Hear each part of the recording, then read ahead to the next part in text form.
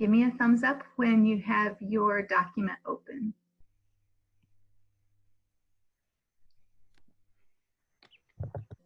So we're just opening the Google Doc that has the rubric on it, right? Am I correct? Yes, you are Okay. correct. And I was very sad that I wasn't able to get that put into a Google form. That's okay. Totally fine. Awesome. Okay. I guess we can still do it on the phone. Sorry. Go ahead. Samiha. Yeah. Is there anything you would like your students to have with them before you begin? No. Right. It is 8:07 and the floor is yours. Okay, I'll share the screen.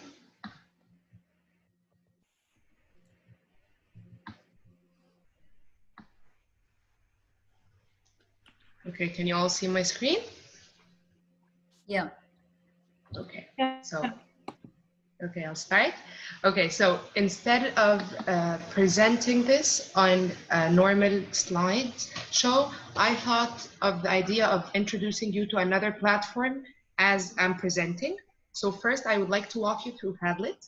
Padlet is a very nice platform for engaging with your students, especially now.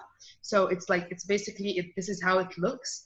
I will share with you in the chat the link for my Padlet, because at the end I would like for you to go in and comment. So I will show you, this is my current class Padlet. It's loading. Here. So they get to share everything we discuss. I prompt them with questions and they answer. We wish birthdays to each other, happy birthday. So I feel that right now, Padlet is a very useful tool for us because of the distant learning, and it gives them a sense that we're all in class and they can share and talk to each other. So I really recommend it. Back here, so I created this Padlet to walk you through my presentation. So my presentation is basically about a website called ReadWorks. Most of you went in and already answered the comprehension. What ReadWorks offers are like different things, and I find it extremely useful. It offers articles, fiction, non-fiction, different question sets where open-end questions, multiple choice, you can add both. It has vocabulary support with activities for vocabulary words. It has a very nice tool called Article a Day. I will introduce it to you now. And it is extremely differentiated. So what I actually did with each one of you, I made a quick assumption. So this is my assumption that Dina and Travis, they're more verbal. Shireen and Rabab are more musical. Anastasia is a bit of a visual learner. Julie needs support in reading. Asma needs further support in reading. No, Asma, I love you. So, and then I gave you those steps, which is basically what I did with my students. You just log in, you put in the code, and you're in. It's very easy, and you answered it. Each one of you got the same question sets, but a different way of presenting the passage. So let me show you exactly how this looks. So this is ReadWorks. What you have in ReadWorks are, can you all see the screen? Yes. Yeah? Okay. Yes. So first, reading passages, normal reading passages. So I picked reading passages and I tried to differentiate it as much as possible. So I picked different question sets and I picked vocab activities, ebooks, step reads, and an audio. So this is how it looks. You will have, this is the normal passage here, and then the step reads. It's differentiated for students who need more support. You would have step reads 1 with an audio, and then it's easier, simpler. And then step read 2, even more simpler. And then you would have the vocabulary support, definitions, you would have images, you would have examples, the words put in sentences, and then you have the question sets. And for the visual learners, some of you got the ebook. Not everyone, because I made sure to assign each one based on their skills. So this is basically the same text, but with, it's like a book. So it's easier to go through if you want to look at pictures. that's basically a very brief idea about the passages and read work. What I do is you just press assign, you pick the class. So you pick exactly what you need them to see. In my case, I picked,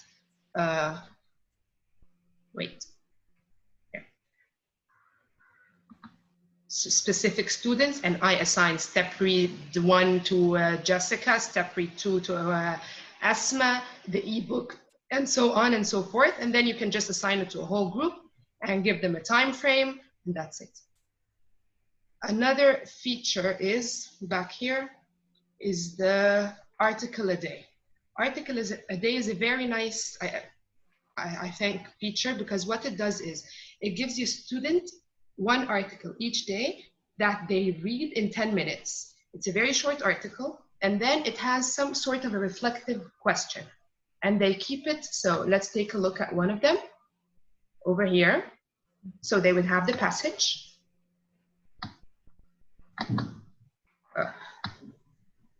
Here.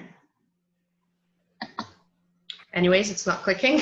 So passage, and then they have something called the Book of Knowledge. The Book of Knowledge is basically a reflection. Write 2 to 3, here we go. Write 2 to 3 things you learned, and then they compile this book of knowledge they have, and throughout their readings, they're writing, reflecting on what they learned, and then at any time that they can just go back and read everything they learned throughout those passages, which is very nice, and they're extremely informative passages.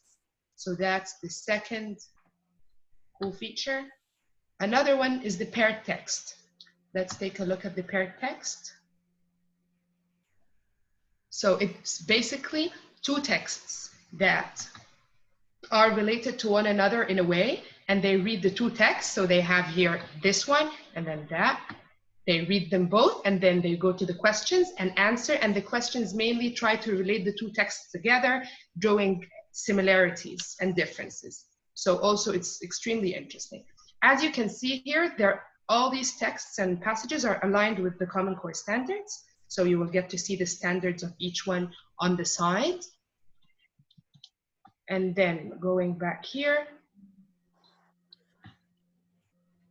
how can you pick a passage? You have lots of, like I did, you can reading passage and then pick the question sets if you want the ebook and so on. You can pick the grade level. You can even go up a grade or down a grade. You would find things that would suit you.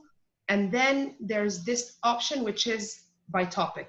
So here, for example, I would go for skills, and I would pick a subtopic, like we were doing compare and contrast. So I would pick compare and contrast, and then assign a topic with this purpose in mind. That's basically it. But one last thing I want to show you, because I just told Dina about it. Here, you can, how to use this in the class. So you can either assign it like we did, you can whiteboard project it, so you can project it and then enlarge it so the whole class is working together, or you can print it. There's also a print version which like removes everything around it and makes it so clear to print it out. So all of you answered. I want to show you an example of how you can see the results. So for example here, I think that one was Asma. Yeah, so here are her results. The multiple choice are automatically graded. The ones that require your interference are here. So you just look, her answer is over here, and this is the model answer. You correct, and then you leave a note telling her you should have thought of this or that, and so on, and she automatically gets her results. So back to my Padlet. That's about it, about this program, this website. So if this was a class, what I will do next is, after everyone finishing their passages, I would maybe do something like here, make them reflect based on their learning styles. Maybe Dina and Travis, I would let you write your main takeaways. That maybe someone would present it in a song, the passage or what they think about it. Maybe someone would draw what they learned. So that's another way of using Padlet to let people reflect on whatever you've you've been teaching. That's about it. So I will send you now my Padlet link, and I would like it if you could give me a comment here. Did you find this presentation useful? Because you all didn't sign in, so I will just need you to write your name, because in order for your name to appear, you have to sign up first. Okay. How do I go back to Zoom? Say stop sharing at the top. Yeah. Yeah.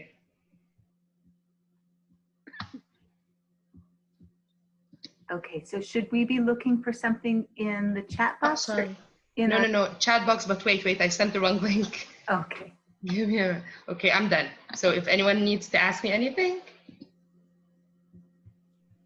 Does it keep track of a student's levels, like reading levels, or is that something you have to do to input Yeah. per book or per lesson?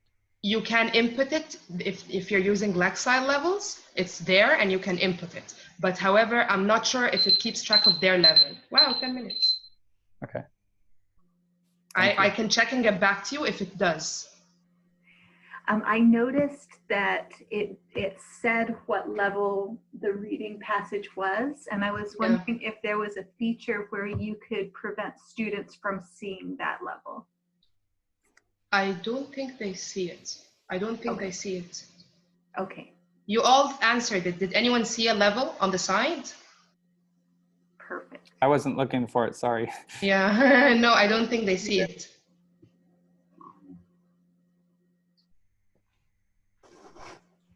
I hope it was clear, and I hope it's like now you feel confident to use it. It seems very useful. I think I'm It gonna is extremely useful. You can't imagine, I started using it with the e-learning, and oh my God, I love it. Wow, thank you. Got the Okay. comment. I got your comment. Miss Jessie, I don't get what we're supposed to do with the rubric. Are we supposed to highlight it and email it to you, or? Okay, yes, I'm glad you said that. So I was busy trying to respond on the Padlet. I was very distracted. Just comment. You don't have to make a new post. Just comment. Okay. The post I wrote. Yeah, I'll talk to you separately. I'm having to. Okay. So yes, what I would like everybody to do is if you can just make a copy of the rubric and put Samiha's name at part of the title. So when it says digital landscape, just say Samiha digital landscape, indicate what levels you give her, and then at the bottom include a comment similar to perhaps what you wrote to her in Padlet, or if you have any things that you just want to share with her as things that you really liked about her presentation, or things that you could suggest to improve it for your viewing as a learner. You could include any of those comments. You'll send them to me, and then I'll compile all of the information and just send Samiha one document with the feedback. Can I ask a quick question? Yes. You know, the rubric is like in bulletin points per column. Yes. Are we selecting like one of the columns, or can we like select, like for example, for the first part, are we allowed to highlight bulletin points from 3 different columns, or does it have to be just one chunk? You can absolutely select bullet points from different columns. Yeah, if it's all one column, go ahead and just bucket fill the whole column. But if it's, if it's individual ones, it's much better to highlight those bullet points. It's more specific feedback. Julie, you had a question? Yeah, I'm not really sure how to do that, but I kind of feel like I can't focus on it because I have my presentation to do. So I'll just do it afterwards. That is absolutely fine. And it's just speaking of that, while Julie is getting herself ready for her presentation, is there anybody who wants me to walk through how you would go and annotate the rubric in Google Docs? Okay.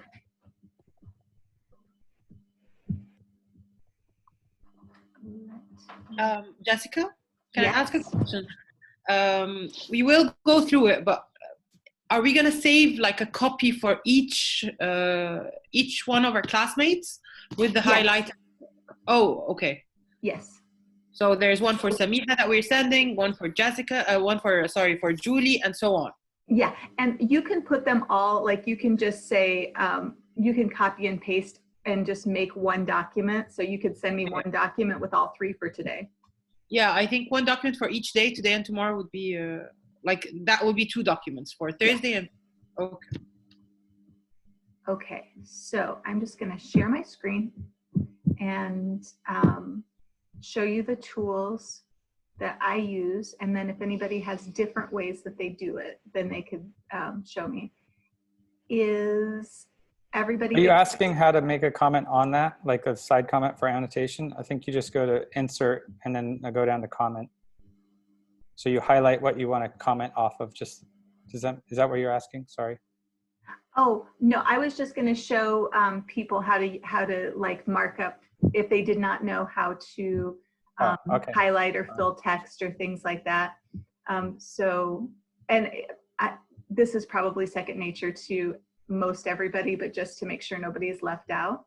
The first thing that I would do is make a copy of the document.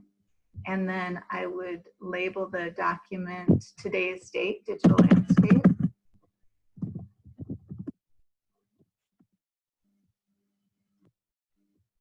And then on this document, I would go ahead and get rid of the instructions because we're just interested in the rubric.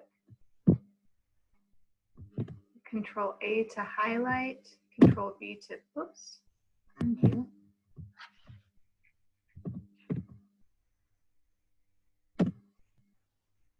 Okay, so copy and then paste.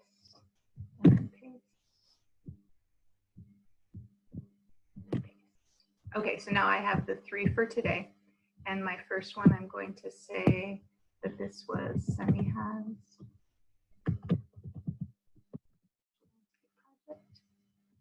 project. Does that look good to everybody so far? Yes. Thank you. So then if you want to fill, you can just go to the bucket and choose a color if it's good for all of the areas. If you want to highlight, then you're going to say, oh, this one was here, and it's the highlighter tool. Left, left, left. Next to the A. You're Keep awesome. going, right? Thank you. Very good. And is there anything else that you can think of that would be useful for doing this? Okay, at the very bottom, I would hit tab to, oh, I thought tab would put a new cell in there.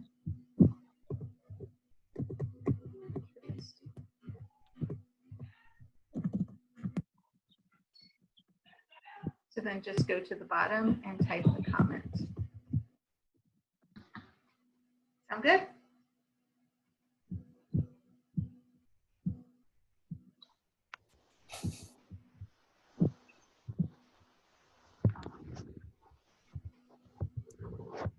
All right, Julie, how are you doing?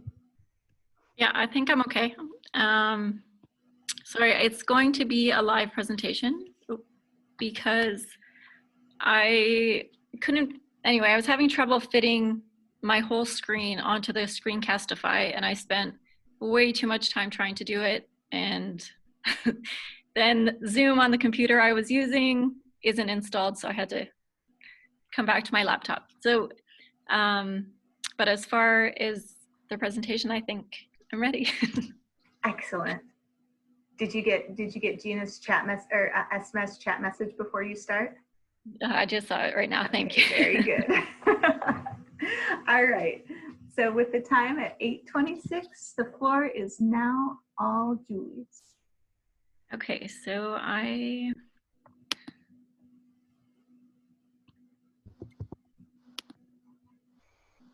can you see my screen? Not yet.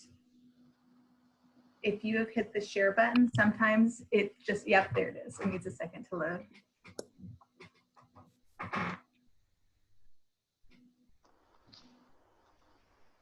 And I'm just going to try to hide. you guys. Okay, so the digital landscape project that or tool that I have chosen to present to you is Epic.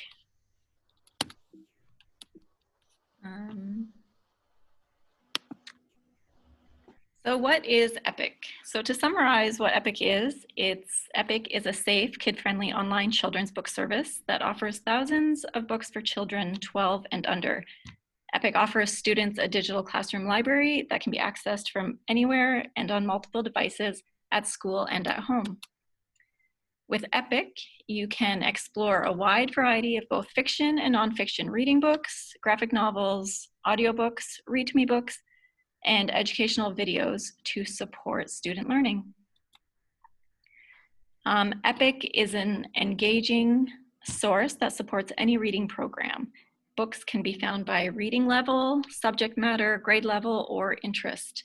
It can be personalized to cater to each individual child's interests and learning needs, allowing them to confidently learn at their own pace. So Epic provides kids with a personal library on demand that they can take with them anywhere.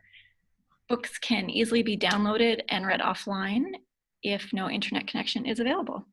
So Epic is a great enhancement to any classroom library.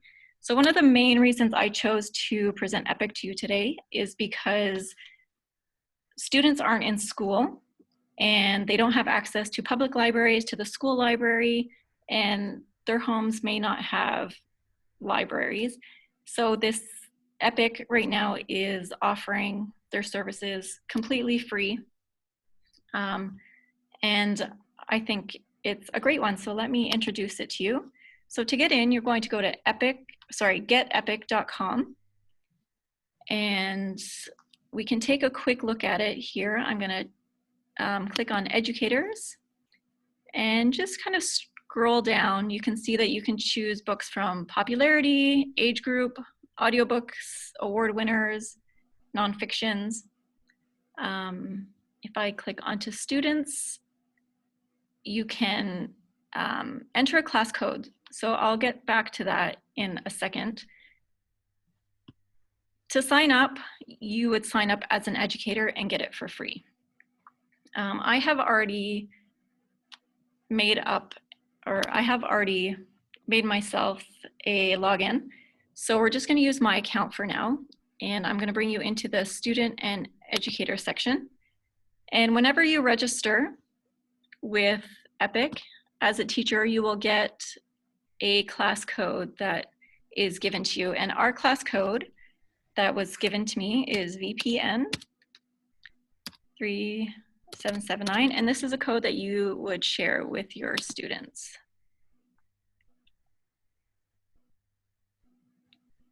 So this is exactly what you'll see when you sign in as a student. So you can see that I have already created a classroom for us. And I'll show you how to do that a little bit later. So I'm just going to choose a student, and I made up a student called Susie Stays Home. And when Susie clicks onto her screen, so all students have this ribbon here that shows you different topics that Epic has chosen, which may be of interest to you as a student if you're not really sure what to choose today. It just gives you some ideas. So students can choose books that are just for you. They can choose books by their reading level. You can choose comic books, read-to-me books, videos, or audiobooks. So if I go into Susie's profile, I'm going to take a look. And so far, she has finished no books. So you can just see kind of what she's been up to. And we'll go back here. You can see right here that she has something in her mailbox. So I'm going to open that up. And what you see here is a collection of books that I have already assigned to either just to her or to the whole class.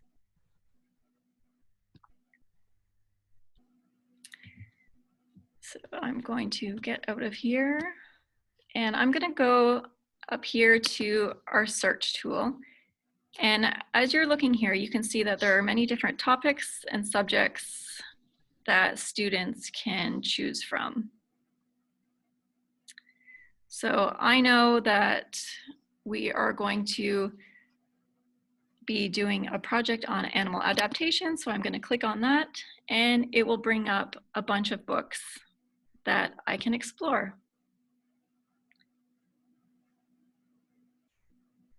And then you'll see that there are some videos I can also take a look at.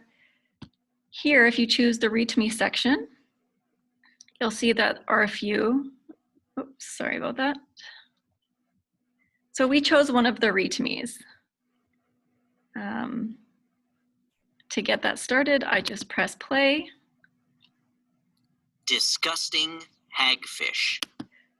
When you click on the book, you can also see the age range that it's suggested for and the reading level. As a teacher, in my profile, I have chosen the DRA Lexile. So you can choose, and I'll show you that later, how you can choose your student's reading level if you have one. If I come down here, I can see that I can, you can play or pause the book at any time. I can also choose to highlight the words as the narrator's reading or choose to turn that off. This is great for struggling readers or second language learners, anyone who does like to see that. By Maish. Sorry, I'm going to come back here, and I also have the option to zoom in, and this is great for students who can only see a bit of the text at a time, or also for students who have visual difficulties. If I come up to the heart here, I can add it to my list of favorites. And I can also see all of the information that the book has to offer.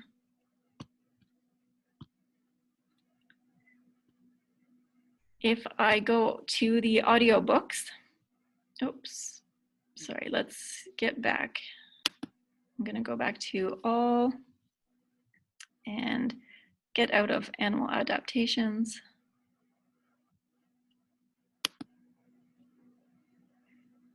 Go back into my search.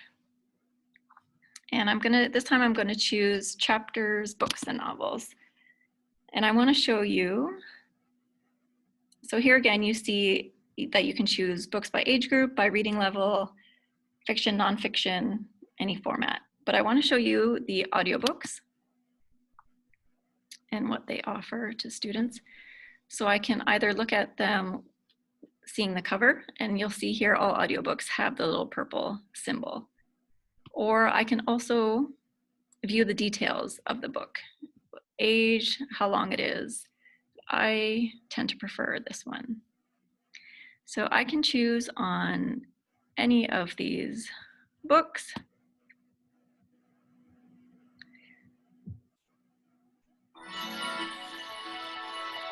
And the author will begin to read to me.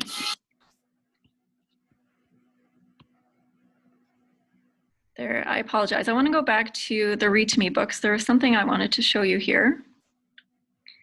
So if I choose on the book, while the author is reading, For Subi and Barry. you can see Guinea Dog by Patrick Jennings. that the words are highlighted. Learner Publishing Group. And I also want to show you that by clicking on one of the words, you can get all the information. You can hear, on some of the words, you can hear how it's pronounced, and you can get a definition.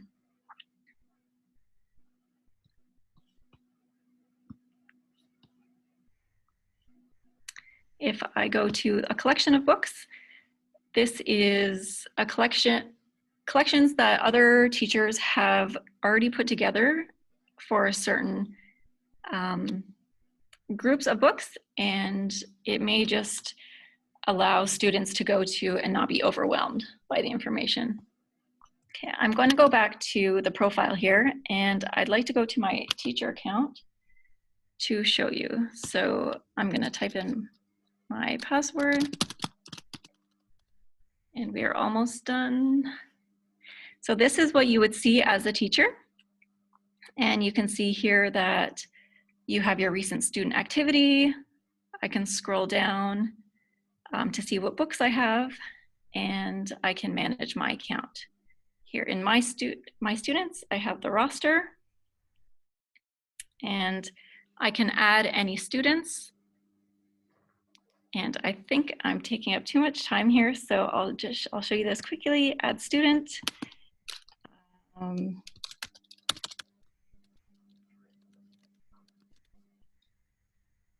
And I am going to add this student and confirm. So there are a few different things. You can also create your own collections. You can assign books at certain levels or to groups. You can create your own books in your classroom. And there's a bunch of stuff to explore in EPIC. And I really wanted to give you a little bit of time to explore that. So I will be sure to allow you to do that at your own time. And I also have a presentation that I will send you that brings you through all of those steps if this is a tool that would work for you. So for right now, while we're all stuck at home during COVID-19, I really think that EPIC is a great tool. And thank you. That was really nice, Julie. Thank you. Sorry, that went by really fast and there's a bunch of stuff. Anyway, thank you. Good job. Thank you. Thanks. While everybody's filling out their rubrics, if you guys want to give Julie some verbal feedback or ask any questions, this is a nice time.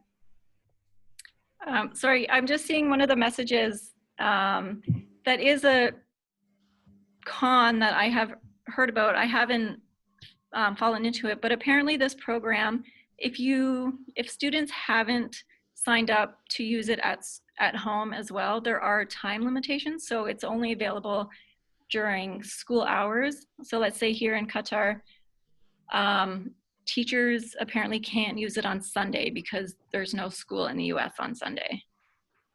So just to keep that into consideration, I haven't experienced that or any time limitations as I was exploring it. So I don't know if they've lifted that during this free trial or, but just something to keep in mind. I think they did, Julie. I think they lifted it. Okay, thanks. Yeah. Dina? Can you, when you assign a book, can you assign the level or the age range so that kids don't feel intimidated if you're assigning, like, for someone who's like a striving student, can you hide the feature where they see the age range of a book that you're assigning? I know that because I was trying to look at both what the student sees and what the teacher sees. And when you're scrolling over a book as a teacher, all of that information comes up automatically. When students are doing it, you don't see that unless they specifically go look for it. So I'm not sure if you can hide it, but you can, it's not right there in the student's face. Can I ask another question if you don't mind? Will you be able to export like a spreadsheet that records like how long the student has spent reading a book if it's not an audiobook? Like, do you get any, like, the results come to you in what form? Do you know what I mean? Like, for you to track students' progress. Yeah, the results come to you as soon as you open your main page. You have some of that there. And then you can also go into, when you go to My Students on the top right, there's a roster. And then I can't remember the names right now. It's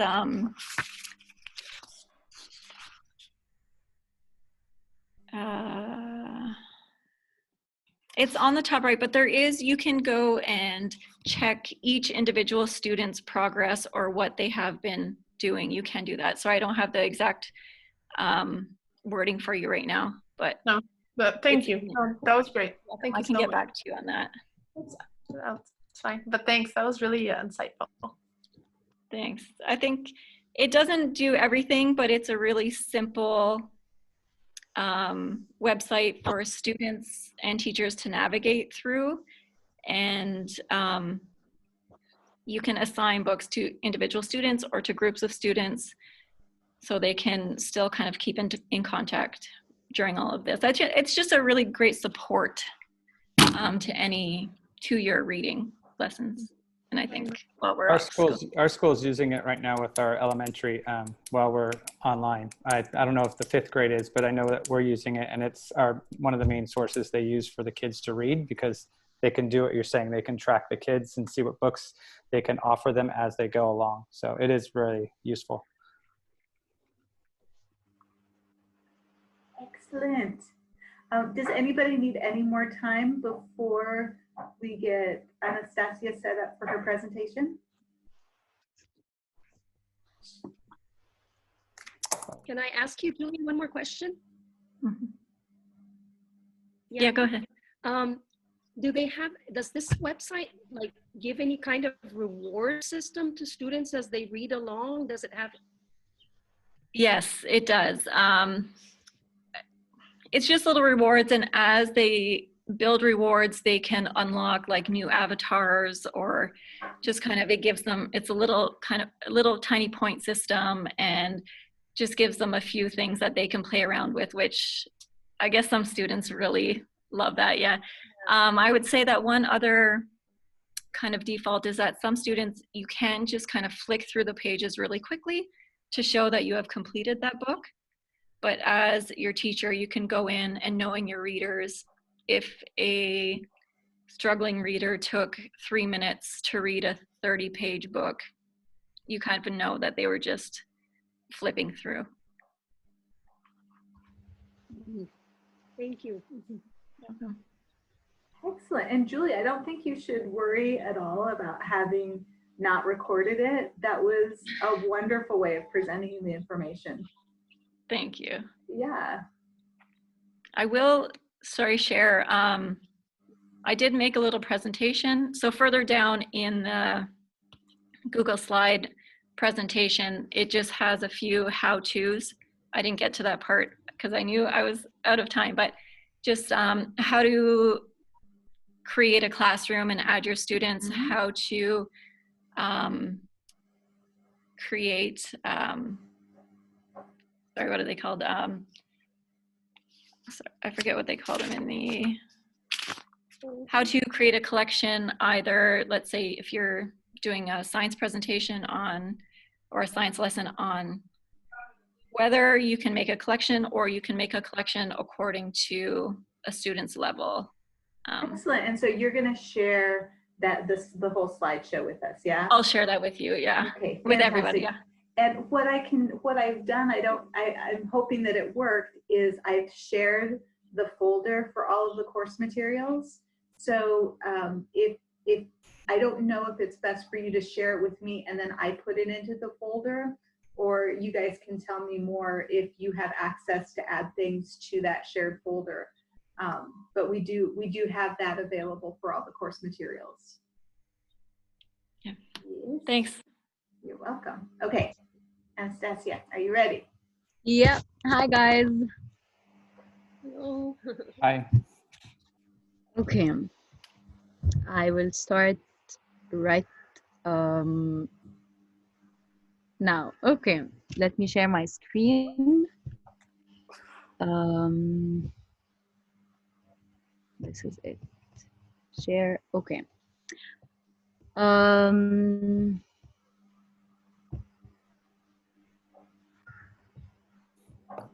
Hi guys, my name is Anastasia and this is my digital landscape project. It is about a source called Spark Notes. It is one of my favorites. I have discovered it middle school actually, so it's quite old. Yet it's been really adjusted and advanced, and it's very useful not only for the students but also for teachers. So I have a question for you guys. What is your guess about this source given its title? What do you anticipate? Dina? Okay. Asma, go ahead. Okay. I think it's a tool to write down our notes in a smart way online, a different form of Google Drive or something. That's my guess. Thanks. All right. Is it like shared notes? Um, I'm not asking because obviously you're going to say the answer, but that's what I'm guessing. maybe the name is a bit misleading, but like it's an online platform that provides study guides and simplified notes and summaries for its users, whether they're students or teachers. So it's about the like taking notes of something that is to the core and clear and very well organized. It mainly started out with literature, poetry, history, film, and philosophy. And then later, when the platform grew, they added content regarding biology, chemistry, economics, health, math, physics, and even sociology. Its mission is to help its users understand books or papers or complex concepts in a more efficient way and also prepare for a test. It's very user friendly, very resourceful. One thing you should bear in mind is that it is topic based and not grade based. So it's not based on someone's level, it's rather based on what is the topic they are learning at school right now, regardless of the school system they're in. So let's dive into our source. This is where you arrive when you go to sparknotes.com. And as I said, it's by topic, so you search by title. I'm going to search The Giver, which is a book I taught earlier this year to my grade 8s. You see so many results. There are quotes and suggested essay topics and chapter summaries, the protagonist, movie adaptations, it's all in there. And what I would usually resort to is the study guide. The study guide is pretty much everything you need to not only learn about this book, but also to teach it. So you'd have a clear summary, the plot overview, the 5 key questions that the book revolves around, an analysis of the ending of the book. And then for each set of chapters, you'd find a summary and an extensive analysis that is very detailed and deep, and it brings in themes from outside and pulls it into the book. So you have that in the study guide for the given book. And then you would also study by character. So if you have an assignment where you need to figure out how a character develops, or if you want to learn more, you can go through any of these and you'd have a detailed description. So let's try Jonas. Jonas was the main character. And then you would see he begins his training and then he changes, he does this and that. So you have very detailed information. This is if we are to go in literature, you would dig into the main ideas of the book, themes, the setting, the motive, symbols, etc., quotes, and lastly, further study. So digging deeper, there's a full book quiz, so you could, as a teacher, use it to test your children, to your students, and the students could use it to prepare for a test. There are study questions, and there's also writing help. So how do I write a literary analysis? What are suggested essay topics revolving around that book for students to practice and for teachers to use in order to assign? So that was the literature aspect of that website. Now let's go back to the homepage and you go visit other subjects. Let's check history. So you would see all or the most important incidents in European and American history listed down. And let's say we would choose the Roman Empire. So you would also find a summary, a timeline, different phases within this empire, key figures, terms and events, and further studies. Also writing help as usual. So you'd have an organized way that you can tackle such a huge and broad topic. Now going back to, let's say, math. So we're gonna visit other subjects and type in, here we go, math. I'm not math's best friend. However, I'm just gonna go for a more simple topic. For example, circles. And you'd find an introduction to circles where they would explain what they are with some visual assistance. And their a diameter is explained, and then it demonstrates it. Then you'd have problems where you would apply this knowledge you just read about into a problem, and you would dig deeper into the characteristics. You'd have more specific visualizations of the concept. So this is Spark Notes in 3 different subject areas. Let me go back to my slides and just review this source. First of all, it's 100% free. Its revenue comes from ads, which may be quite distracting. As you noticed, as we were searching through the content, you would always find like these videos popping up, and there were other ads earlier that may cover a part of the content like here. So it would become a bit distracting according to my opinion. Logging in, I have tried. It is currently not available because they're updating the website, which means that there may be a way where you can buy a membership and get rid of ads. This is my personal prediction. It's a very credible source. It's created and reviewed by scholars or teachers, so you are sure that the information you're gonna find there is pretty trusted. Regarding the cultural sensitivity, I believe it's rather westernized, given that it mainly focuses on American and European history. It doesn't mention Middle Eastern or Asian history. It's more like Euro-Western centric. Looking at this source for teachers, it's very useful. It provides several strategies and resources around the same content. So I had some struggles teaching The Giver at the beginning of this year, and then SparkNotes would always inspire me to open up new ways to teach the children. And I think it ties in with our content area literacy topics, given that it teaches you to not just read through the material, but read with assistance and prepare better. And for students, it also gives various learning options and excuse me, ways to prepare for an exam. It's quite simplified and organized.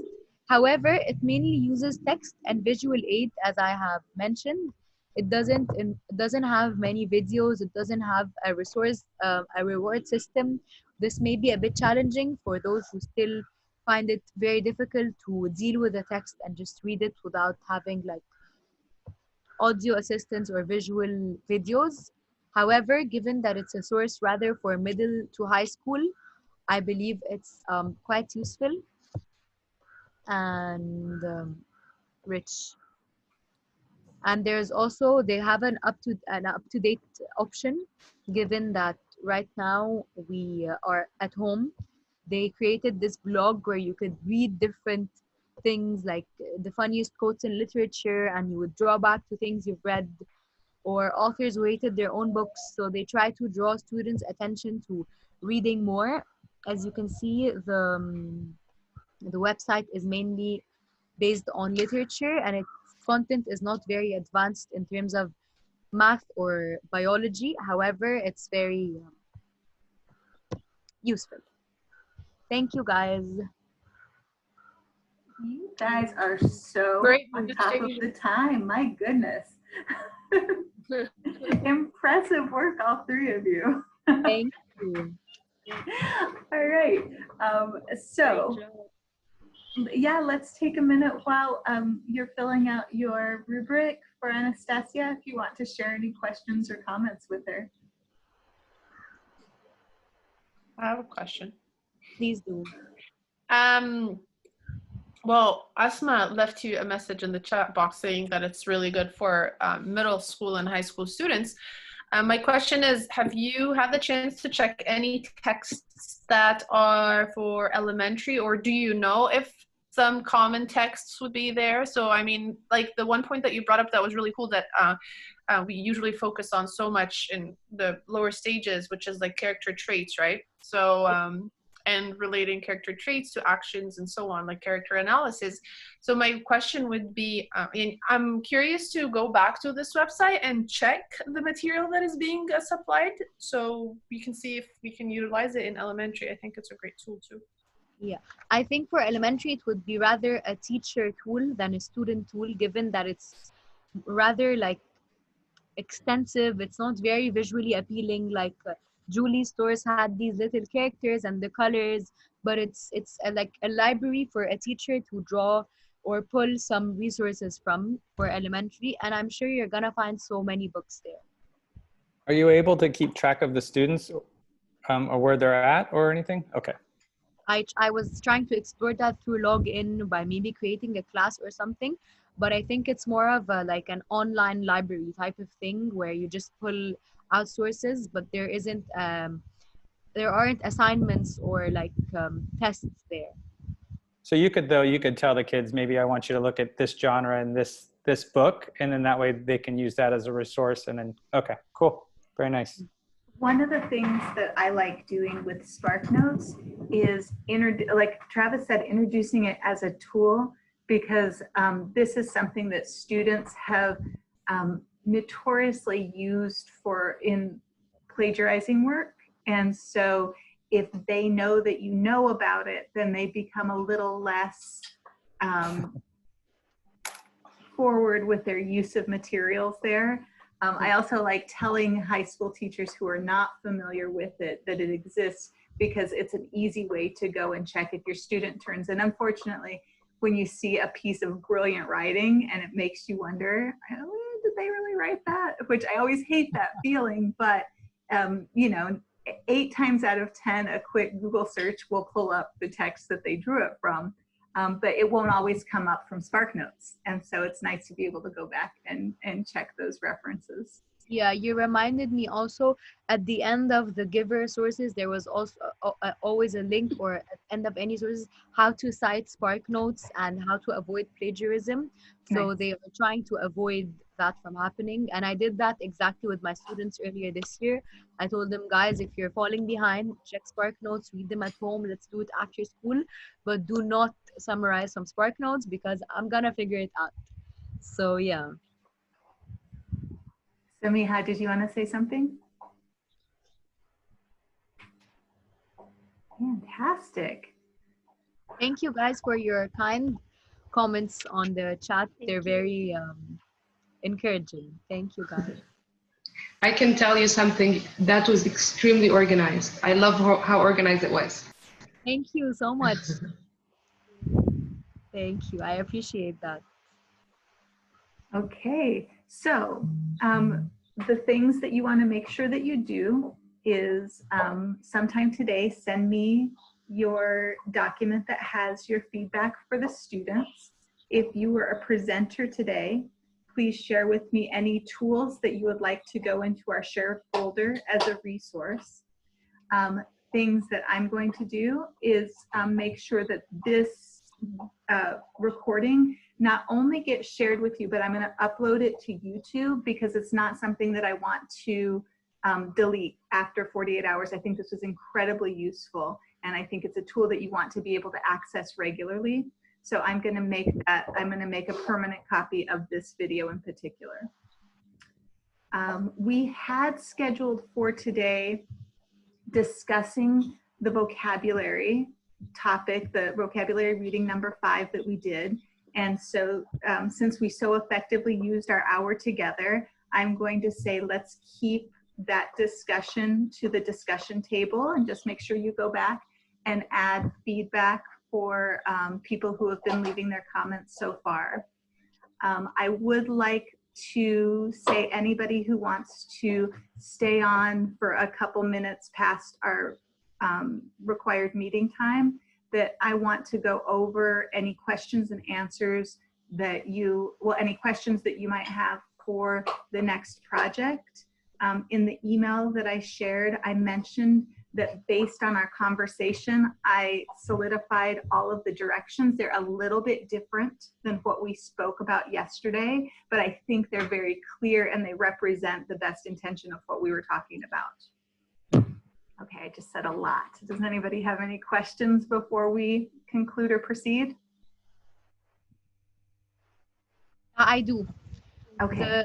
Are we supposed to include the anticipation guide in the reflection journal, or do we just reflect about it in the discussion table?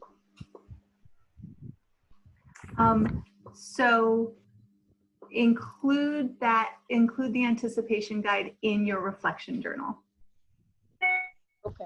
Yeah, I'll be interested to see that. Shireen. All right. Oh, did you start to say something there? Okay. No. Yes, Asma. For the anticipation guide, I know you've asked us only to put the page number and the subheading. However, for me, I felt it's easier when reflecting to write down the actual sentence. So it's a bit long, but it's what I felt I needed. So Oh, absolutely. Well done. Good job knowing what you need. I do the same thing, as a matter of fact. I just like to try to make it a little simpler for students who are not interested in that. So good job following your instincts. Yes, Samiha.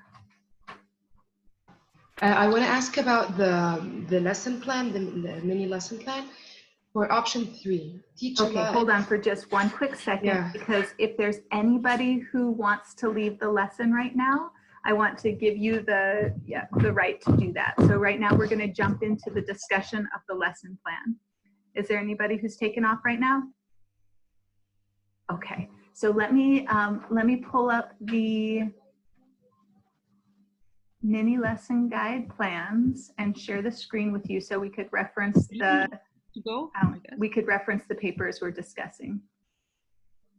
Okay, now Dina, go ahead and restate your question. You mean me? No, I do mean you, Samiha.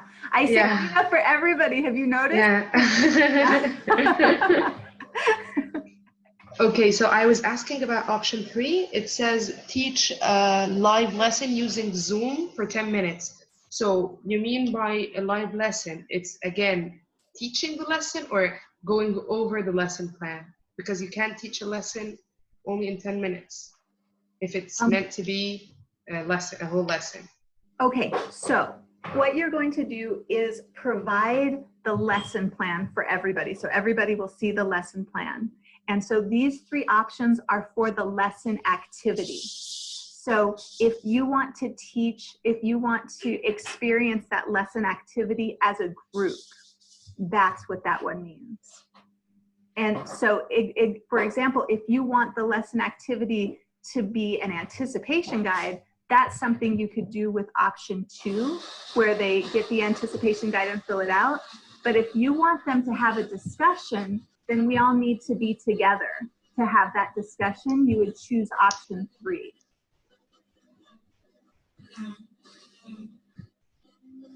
And again, it's based on a 3rd grader level subject.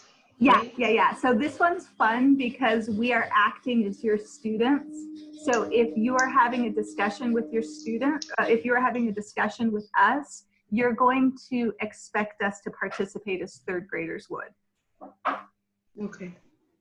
Yeah, it's often fun to see how teachers interpret the feedback and actions and participation of kids at different levels. But so again, I'm sorry if I'm just taking a bit to understand it.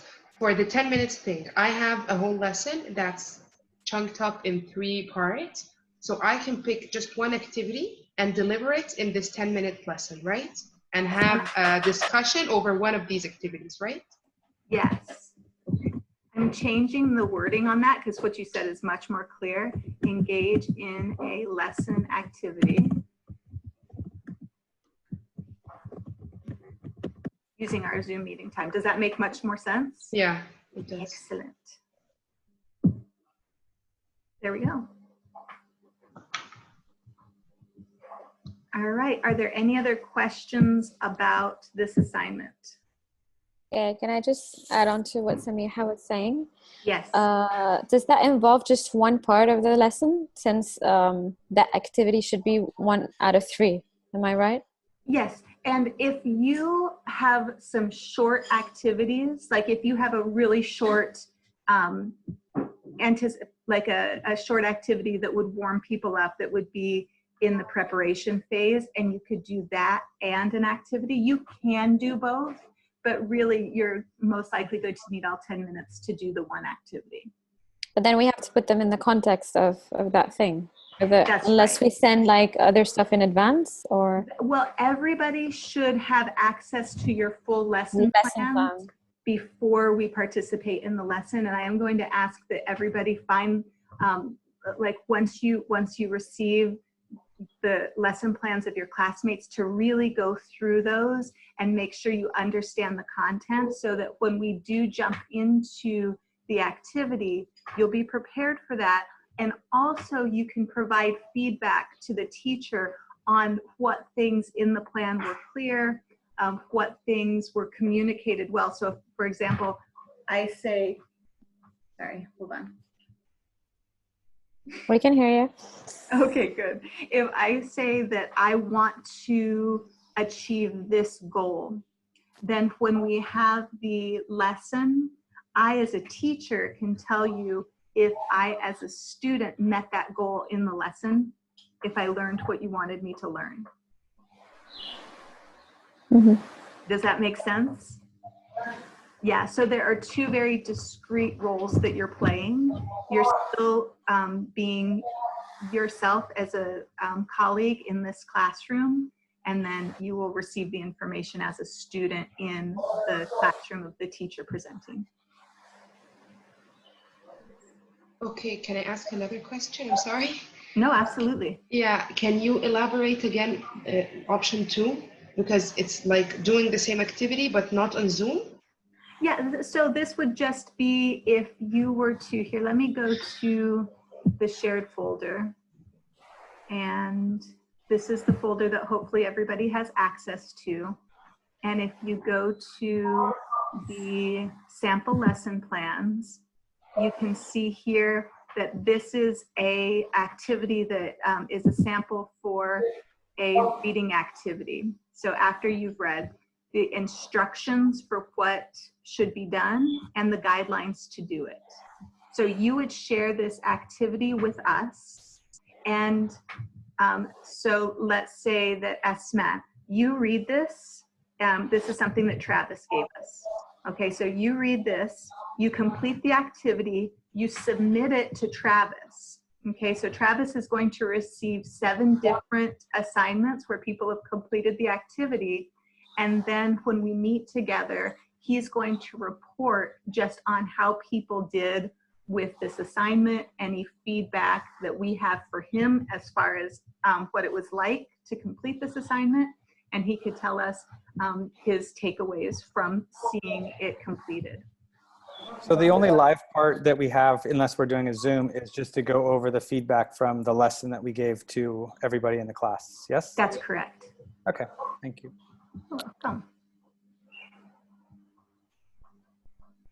So it's the lesson plan and an activity, whether it's going to be in class or out of class. That's correct. And sometimes the share screen makes it hard. You can't see it, but it keeps popping down, like right when I go to hover over the tab that I want to click on, it pulls the large screen down. Hold on, I could do it. There we go. Yeah, so it has those 2 parts, the lesson plan and the student interaction. Those are the 2 components of this lesson.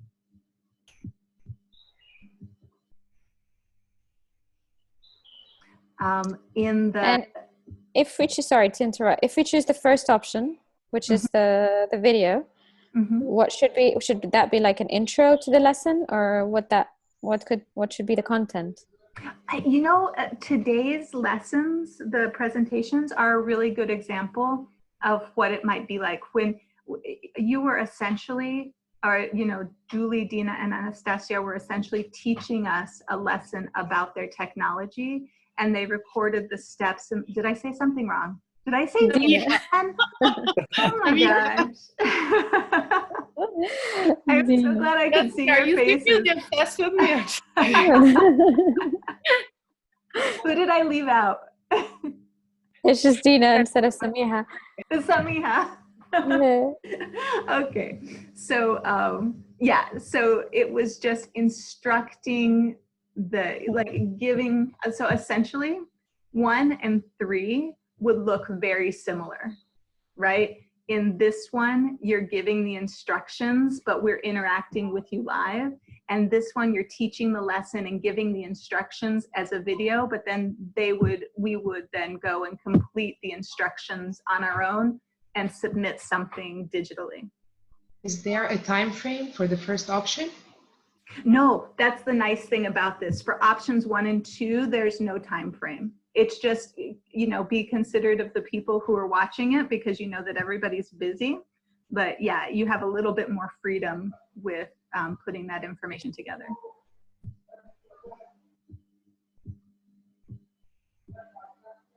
And then you could see that those are it's actually graded in 3 parts, because you will receive 5 points for providing the feedback to the different presenters, because you are being asked to do a lot. So when you complete an assignment from somebody, you're getting credit in this category for doing that.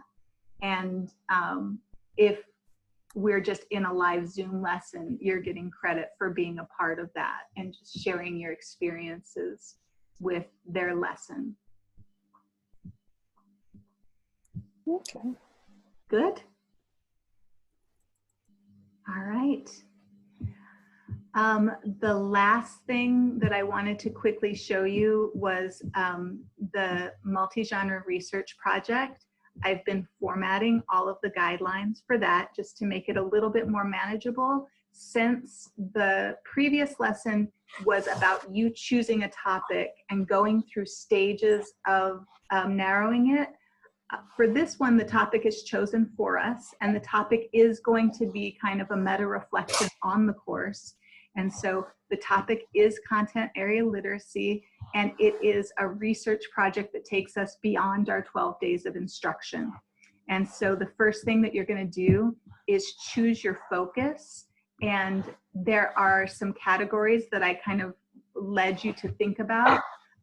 Ideas that go into the background and big picture of content area literacy as a subject, specific classroom elements, and explaining the elements, or then diving into the actual strategies that you use within those elements. And that's, you know, the 3 different stages of learning. Each has different strategies. You could be very general and describe the reflections phase. You could be very specific and describe one of the strategies used in that phase. Then step 2 is going to be making a research statement that has a lot of explanation, but I won't touch on that right now. Step 3 is going to be compiling your research notes. I just want to draw your attention to the fact that you're going to find 2 sources outside of what we've studied in class to build your knowledge. They can be primary or secondary sources, meaning if you have a teacher that is a mentor and you want to get direct information from their experiences, or you want to use some of your personal experiences that you have encountered in your own teaching, that could be considered a resource. And then the final one is going to be to choose your artifact. And this is a list of the 6 different genres, and all of, not all of, but a list of suggested artifacts that you could create within the genre. So planning this is going to take some time working together and collaborating with one another. I wanted to give you a general overview of what it looked like, just to put the ideas in your head. But we're going to use class time to actually plan and go over this and choose who's doing what, and making sure that we understand all of the different components of this.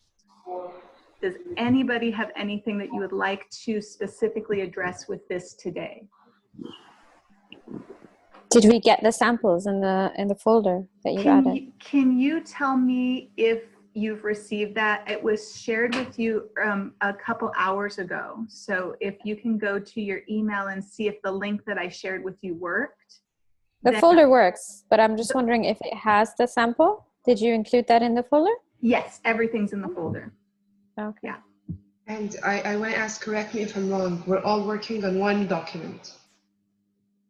So we're all compiling one document in the end. Most of the research that you do is going to be your own files that, like when we get to the final, the second to the last day of class, we're going to start sharing all of those documents and deciding what kind of platform we want to use to put all of those things together. Was Esma, was that you that asked the question? It's me, Samiha.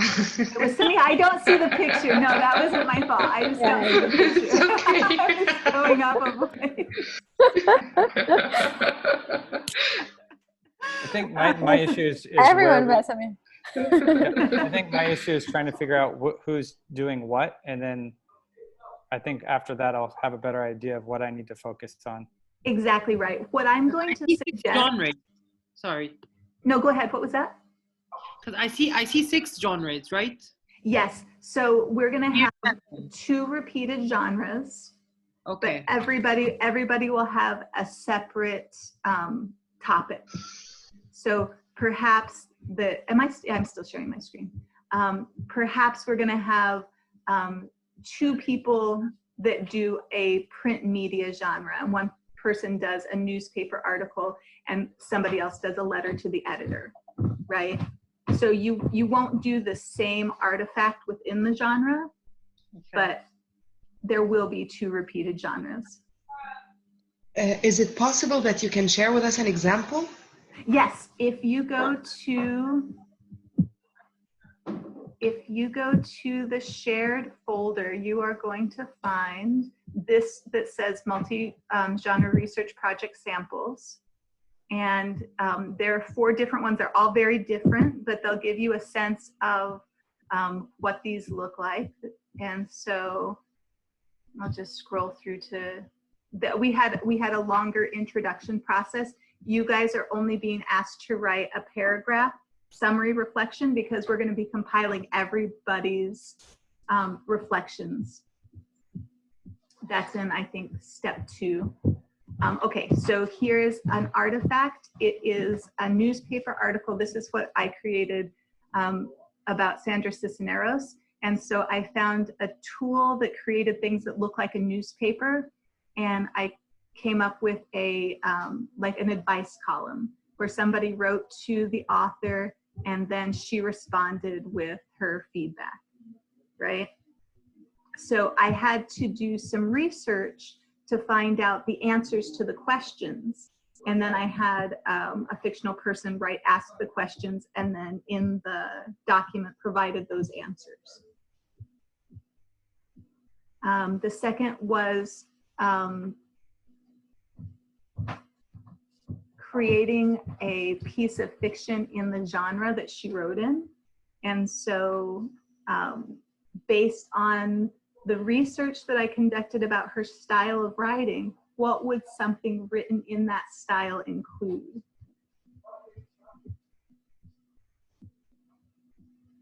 This is a straight timeline. I don't know if that link is still going to work. Yeah, that resource has changed over the years. And let me go to a different project.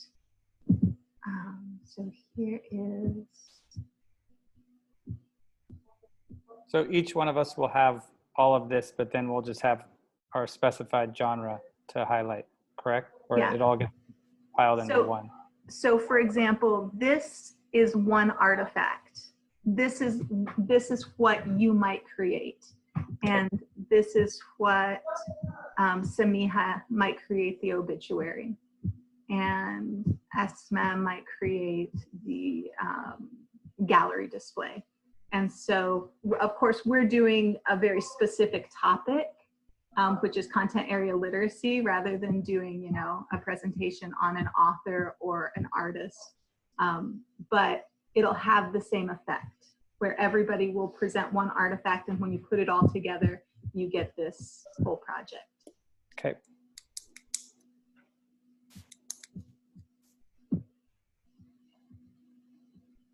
Any other questions? All right. Shall we call it a day? Call it a night. All right. Yeah, fine. Call it a night. It's good seeing you guys. Good seeing you. Thank you. You're very welcome. Have a great day. Night. Bye, everyone. Tomorrow. Bye-bye. Bye.